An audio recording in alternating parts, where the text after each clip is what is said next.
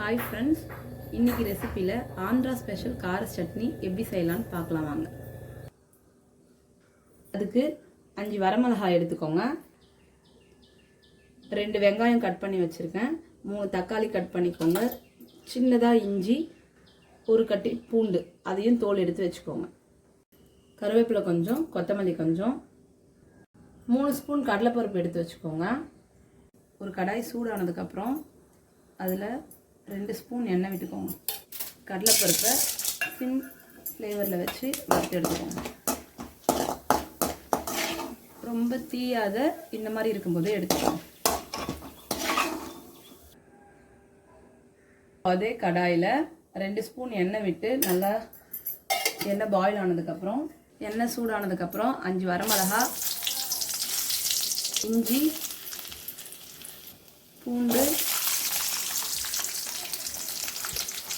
கருவேப்பிலை,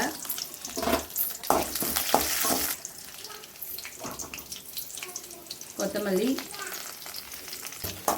இது கொஞ்சம் நல்லா பாயில் ஆனதுக்கப்புறம் வெங்காயம், தக்காளி கொஞ்சம் ஆட் பண்ணிக்கோங்க.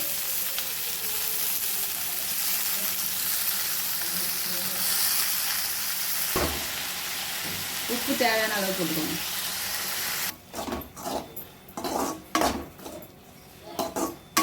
நல்லா பாயில் பண்ணதுக்கப்புறம் இந்த ஸ்டேஜுக்கு ஆஃப் பண்ணிக்கோங்க.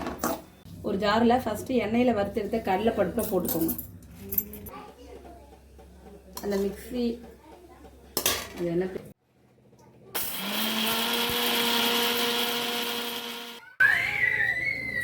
ஒரு தனி பாத்திரத்தில் தனியாக எடுத்து சர்வ் பண்ணிக்கோங்க. ஃபைனலாக கடுகு, எண்ணெய், கருவேப்பிலை போட்டு தாளித்து இந்த சட்னியில் ஆட் பண்ணிக்கோங்க. அவ்வளோ.